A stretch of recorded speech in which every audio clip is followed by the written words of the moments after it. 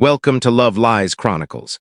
Have you ever experienced one of those instants when your whole reality flips upside down, as if all the truths you held dear, all the foundations of your life, suddenly collapse right under you? That was exactly how I felt, frozen in the hallway, clutching a glass of water halfway filled, squeezing it so hard I feared it would break in my grip. I wasn't meant to overhear that conversation.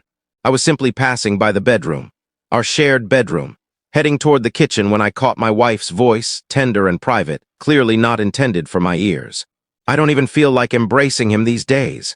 She let out a laugh, that harsh, aloof giggle that revealed she had already decided her feelings about the person she was discussing. I halted completely. She was speaking on the phone, stretched out on our bed, facing away from the door. Her legs were crossed at the ankles, dangling casually back and forth, as if she carried no burdens at all. I couldn't budge. I remained there, listening intently, my heart racing wildly. Her tone lowered to a murmur, yet I heard each syllable clearly. I realize, it's just that I feel nothing when he touches me. It's like I simply endure it, you understand. It's not. Thrilling, a pause, followed by another gentle, conspiratorial chuckle. Naturally I do, I just need to be cautious. He's not foolish. I breathed out gradually through my nostrils, suppressing the fury rising within me. The statements themselves weren't the most painful. It was her manner, the relaxed detachment, the arrogant assurance, as though she wasn't merely dismissing me but had already moved beyond me, treating me like some amusing anecdote. My fist tightened around the glass, and briefly I considered storming in and insisting on explanations. Who was she speaking with? What did "be cautious" imply? But then a chill settled over me. A direct confrontation wouldn't alter the facts. It wouldn't erase what I'd just learned. No, I required a different strategy. She no longer wished to embrace me? Very well, she wouldn't need to. She experienced no spark from my touch? Excellent. Because from this day on, she would never experience it again. She assumed I was some naive idiot, a foreseeable husband who would either explode in rage or collapse into pitiful appeals for her love. She had no clue what I could do. So I chose a path I never imagined taking. I turned away, retraced my steps down the hall, placed the glass on the counter, and allowed her remarks to embed themselves in my thoughts like a gradually spreading venom. From that point onward, my wife ceased to exist in my world. She desired separation. She was about to discover what genuine, heart-wrenching separation truly meant. And when the moment arrived, she would deeply regret ever undervaluing me. She simply wasn't aware of it yet. The power of quiet can be the most cutting tool imaginable. I didn't shout, I didn't weep, I didn't dispute, I simply ceased inquiring about her day, ceased reaching for her hand, ceased putting in any effort. I turned into a specter in our house. And initially, she didn't even register it. The initial few days, she was too absorbed in her private bubble, messaging, grinning at her screen, singing lightly to herself while preparing for work. She likely figured I was merely exhausted, preoccupied, or in one of those phases where husbands retreat without cause. Ideal. She suspected nothing. During meals, I would sit opposite her, consuming food automatically, avoiding casual chatter. She hardly looked up from her food. In bed, when she once nestled against me, I turned away, creating a vast, icy divide between us. She uttered nothing, not at that stage. It required a full week before she began to detect it. "Hey," she called one morning as I stood at the sink, cleaning my coffee mug. "Are you all right?" I tilted my head a bit, met her gaze directly, and smiled. Yes, why wouldn't I be? It was an authentic smile, but lacking the warmth she knew. There was no affection in it. She blinked. "I don't know, you've seemed distant," I shrugged. "Just reflecting on some matters." That was all, no additional details. She paused, expecting me to expand, but I remained silent. I brushed past her, picked up my keys, and headed to work. Let her ponder. Let her experience the unease. The same unease I had endured in that hallway. Overhearing my wife declare she no longer wished to touch me. The minor wounds start. It was the subtle actions that affected her first. She always enjoyed our film evenings. We'd snuggle on the sofa, share a throw, and view whatever she selected. So when she returned home one Friday evening and discovered me already viewing a show alone, I noticed the brief surprise on her face. "You began without me?" she questioned. I nodded. "Didn't assume you'd want to join?" I didn't stop the film, didn't shift to make room. She lingered for a moment, then settled at the opposite end of the sofa, stiff and uncomfortable. Perfect. The following day, I arrived home later. Much later than normal, she was waiting. "Where have you been?" she inquired. Leaning on the kitchen counter, arms folded, I shrugged, placing my keys down. "Out." "With whom?" Just some friends, her brow furrowed more. Friends, I held her stare, my face neutral. Yes, friends, then I moved past her, leaving her to her own speculations. For the first time in ages, I detected a hint of anxiety in her eyes, uncertainty. She wasn't accustomed to being overlooked. She was used to my concern, my questions, my pursuit of her focus, but I no longer filled that position. She desired me to fade into the background of her existence. All right. She could attempt surviving in the quiet. Her vulnerabilities start to appear. The significant change occurred after 2 weeks. By then, I wasn't merely silent. I was unavailable, physically present, yes, but emotionally, mentally, I had vanished. I navigated around her as if she were an inanimate object, communicated in brief, courteous sentences, never started discussions. And gradually, she began to crumble. "Would you like to dine out tonight?" she suggested one evening, attempting to sound relaxed. "No, thanks," she paused. "We could visit that new restaurant you mentioned last month." I looked at her briefly. That was a probe. She wanted to check if I still valued us, if I would eagerly accept a pleasant outing, desperate to regain her favor. I refused. "Not in the mood," I replied, then returned to my reading. The following morning, she lightly touched my arm as I dressed. I recoiled, not overly, just sufficiently, sufficient for her to notice, sufficient for her to sense the dismissal gradually filling our home. She withdrew as if scorched. The initial major split. She was beginning to bear the burden of my detachment. The onset of her urgency. Several nights later, I overheard her in the kitchen, vigorously cleaning the surfaces, a sign of her anxiety. Then she surprised me. She took a bottle of wine and 2 glasses, entered the living room, and placed them on the table. I glanced up from my phone. "What's this for?" I asked. She offered a tentative smile. "Figured we could share a drink. It's been a while." She was attempting to repair what she hadn't realized was damaged until too late. I looked at the wine, then at her. Then I rose. "Heading to sleep," I said, stretching. Her expression fell, not drastically, but noticeably. I caught the quick disappointment, the fear hastily hidden. I left her there alone with 2 glasses of wine she would now consume solo. And that's when I realized. She was beginning to comprehend, beginning to sense it. The isolation, the void. The gradual, oppressive awareness that she no longer held importance. That her company didn't thrill me. That I could pass full days without a thought of her. And it was devastating her. I lay awake that night, gazing at the ceiling, hearing her quietly close the cabinets as she stored the glasses. For the first time in ages, I rested deeply. Because this was merely the start. It occurred faster than anticipated. Her urgency was already emerging, tiny fractures in her composed detachment, a stare that held too long. A query repeated because her mind was elsewhere, too consumed by her own remorse. She wasn't familiar with being disregarded, but she still didn't realize I was aware. That shifted 3 weeks after I eavesdropped on her saying she no longer wanted my hugs. That was the evening I verified the infidelity. The instant the reality struck me, she had been prudent. I'll admit that. Late messages, erased, her device, always screened down, extended hours at work, gradual, distributed over months. But not prudent enough. One evening I was in bed browsing my phone. When I noticed it, a notification appeared on her display while she showered, a brief message preview. "Tonight was amazing, can't stop replaying it." The sender. Simply the initial M. I gazed at it, my pulse remained steady. I had already guessed. This was merely proof. She emerged from the bathroom, drying her hair with a towel, unaware. She missed the screen illumination. I said nothing, but a change occurred inside me.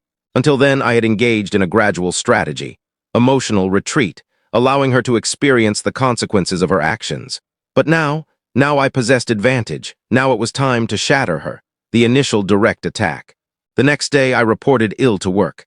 She departed for her job, sending a casual air kiss as if all was ordinary. I waited precisely 20 minutes before opening my laptop and beginning. Step 1. Identify M. It wasn't difficult. A glance at our phone statement revealed a recurring number, late hours. Then I reviewed her online profiles, not open, but individuals are careless. They follow patterns, and there it was, Michael, a middle manager at a firm connected to hers. Attractive in a refined, artificial manner, a man who likely felt invincible. I browsed his page, examining his polished existence. Luxury trips, custom clothing, the self-satisfied grin of someone believing he was triumphant. I nearly chuckled. He had no concept that the rules had shifted, collecting proof. In the following days, I operated as both invisible and a pursuer. I did what she believed I couldn't. I accessed their communications. I tailed her once, maintaining distance as she stayed late at an upscale hotel.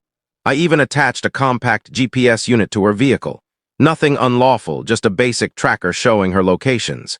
And the concluding element. I engaged a professional investigator, because I intended not only to reveal them, I planned to devastate them. It required under a week for the investigator to provide all I required. Images, conversations, even recordings of them arriving and departing the same suite.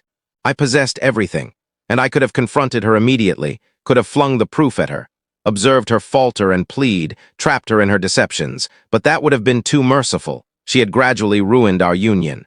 I would gradually ruin her. The setup is complete. The evening prior to my action, she did something surprising. She sat close to me on the sofa, near, as if attempting to close the divide she had formed. "Hey," she said gently, almost timidly. I regarded her, face neutral. "Yes," she paused, then chewed her lip. "I sense we've been disconnected recently." She had the nerve to voice that. "Perhaps," I responded vaguely. She exhaled. "I don't want us to grow further apart." "Grow apart? We were already oceans separated, darling. You just hadn't noticed yet, so I acted harshly." I smiled, gently, comforting like old times. And I stated, "Me neither." Her tension eased. She appeared comforted, as if she had regained something. She believed she had reclaimed me. She was unaware that tomorrow would devastate her. The exposure. I delayed until she prepared for sleep before acting. She was in the bathroom, brushing her teeth, when I set the folder on her pillow. Within were all details, every message, every image, every capture, every falsehood. She returned to the room, humming lightly, then stopped. Her gaze shifted to the folder, then to me. "What's that?" she asked, her tone strained. I remained silent. I simply observed. She lifted the folder. Her hands shook as she unsealed it. Then she scanned the photographs, the messages, the irrefutable evidence of her disloyalty. Her breathing grew rapid. Her mouth opened, but no words emerged. At last, she raised her eyes to me, her complexion ashen. "How did you?" Her voice broke. She couldn't complete it. She understood it was irrelevant. I had ensnared her, and she was entirely, completely trapped. I leaned in, elbows on knees, and allowed the quiet to extend. Then I smiled, but it held no kindness. It was the smile of someone who had triumphed. "You don't need to embrace me anymore," I said, my tone steady, nearly tender. "You don't need to fake it. You're liberated now." She parted her lips, perhaps to refute, perhaps to implore, but I raised a hand. "I won't debate this. I won't raise my voice. I won't inquire why." I permitted the statements to settle. Let her absorb their impact. Because I no longer care.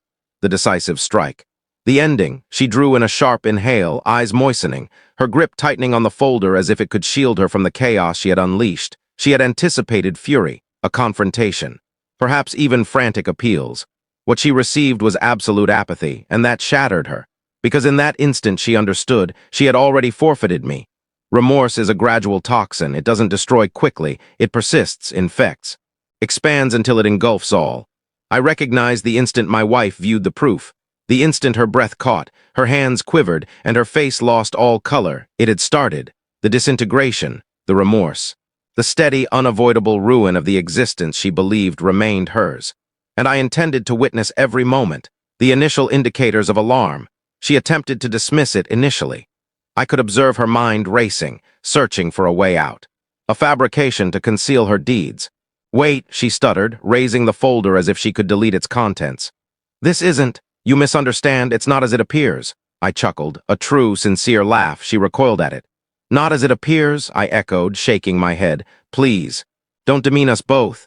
Her lips parted, then shut. She realized escape was impossible, so she shifted approach. She softened her gaze, allowed her voice to quiver, as if she were abruptly an innocent sufferer. "It was an error," she murmured. "I wasn't rational. I never meant to harm you, I promise." I cocked my head, pretending interest. "How many occasions, then?" She stilled. I extended the quiet, forced her to endure it. I could nearly watch her weigh whether to deceive. But she must have known that with this evidence I likely knew all. Her lip quivered. "For months," she confessed, barely audible, "for months." That admission struck hard, I already knew, but hearing her say it, watching shame distort her features. It solidified it. I nodded deliberately. "For months of errors, impressive." Her eyes glistened now. "It wasn't that way." She attempted once more, advancing, extending for my hand. I retreated, a minor step, but sufficient. Her frame stiffened. That was when it truly registered. I was indifferent. I wasn't shouting. I wasn't pleading. I wasn't clinging to anything, and that terrified her more than any outburst she anticipated. The icy detachment that destroyed her. The subsequent days were a triumph of disregard. I didn't depart, I didn't quarrel, I didn't respond, I merely occupied the space with her. Detached, remote, inaccessible, and she despised it. At first she persisted in justifying, persisted in seeking proximity, as if we could restore what she had incinerated. She prepared my morning coffee, I dumped it out. She inquired about dinner, I got delivery for myself. She attempted to sit near me on the sofa, pretending normalcy. I rose and exited. Each small dismissal wounded her more. She expected rage. She expected accusations, insults, demands for truth. But I offered none because she wasn't worth the energy. And I ensured she sensed that, the instant she fully shattered. One evening, roughly a week post-exposure, I heard her weeping in the kitchen. Not subdued, manipulative cries for pity. No, this was authentic. I remained in the living room, scrolling my phone, acting oblivious. She was collapsing. Right nearby, mere feet away. And I did nothing. Then at last she erupted. She charged into the living room, hair disheveled, eyes swollen, voice trembling with anger. "Are you really planning to disregard me eternally?" she yelled, her fists balled. I gradually raised my eyes, met hers, and smirked. Yes, a single word, that sufficed, her body rigid as if struck. "Why not simply shout at me?" she pressed. "Why not argue, explode, react somehow?" I placed my phone aside. Leaning in, "You don't merit my fury," I stated. My tone even composed. "You don't merit my attention, you're insignificant to me." Tears formed in her eyes. "I was foolish," she murmured. "I believed." "You believed I'd never go," I completed. "You believed I'd remain forever. That regardless of your deceptions, your nights elsewhere, I'd wait like an idiot." She gulped deeply, her breaths uneven. "I was mistaken," I sighed lightly, nodding. "Yes, you were." That was the moment she grasped she had failed. Not only our relationship, not only me, but her own sense of self, observing the barriers closing around her. I allowed her 2 additional weeks of quiet, 2 weeks of her frantic efforts to draw me back, 2 weeks of her existing amid the ruins she built. Then I executed my ultimate action. I gathered my belongings, not everything, just necessities, enough for her to see my departure was permanent. She arrived home that evening to see me closing my final bag. She halted in the entrance, eyes broad. "Wait," I continued. "Where are you headed?" she asked, voice faint. I offered no reply. She approached, hands unsteady. Can we discuss?" I lifted my bag, placed it on my shoulder, and at last, I faced her and I smiled. The identical cold, detached smile from the envelope night. "We already have." Then I passed her. She didn't pursue. She didn't attempt to halt me because she knew nothing remained to express, and as I crossed that threshold into a life without her, I felt only fulfillment. She had sought distance. She had sought passion. She had sought release from my contact. Now she possessed all she desired, and it was the harshest penalty I could impose. Remorse is a persistent shadow. It stays in the stillness. It resonates in the voids where affection once resided. It chokes the atmosphere, rendering each inhale more burdensome, and my former wife, was suffocating in it. I ensured that. The initial glimpse of her altered existence. I didn't merely depart that night. I removed myself entirely from her world, blocked her contact, ignored messages, dismissed shared acquaintances approaching for her. I became an apparition, a person she once shared life with, a person she once possessed, and now a person forever beyond reach. She had selected her course, and I permitted her to traverse it solo. The widespread consequences. It wasn't long before repercussions arrived. Her infidelity wasn't revealed solely to me. I ensured widespread knowledge. Her relatives, her circle, her coworkers. I forwarded the proof to Michael's spouse, who swiftly demolished his reality. Their illusion crumbled. Michael's wife initiated divorce promptly, and reportedly she claimed all possible. Regarding my ex, she soon learned her lover had no interest in building a life with someone stripped bare. Their connection endured 2 weeks after my exit. Then he vanished too, and she was genuinely, utterly isolated. The concluding strike. Months went by. I had advanced, secured my own residence, a clean beginning, fresh habits, new tranquility, an existence solely mine. Then one night a message arrived from her. She had discovered a method to contact me. I examined my phone, reviewing the text repeatedly. "Can we speak, please? I need to see you." I nearly laughed. It was so expected. She had pursued her desires and failed. She had exchanged stability for fleeting excitement. And now she sought reversal, to alter history, to rescue the debris. But bridges once destroyed remain gone. I didn't reply. I didn't compose a word. I merely blocked the contact. Let her dwell in her remorse. Let her endure her decisions. Because I had prevailed, and she would carry that knowledge forever. The closing reflection. They say vengeance is most effective when chilled. But this surpassed vengeance. This was fairness. She had risked it all and failed. And the cruelest aspect, she had only herself to hold accountable.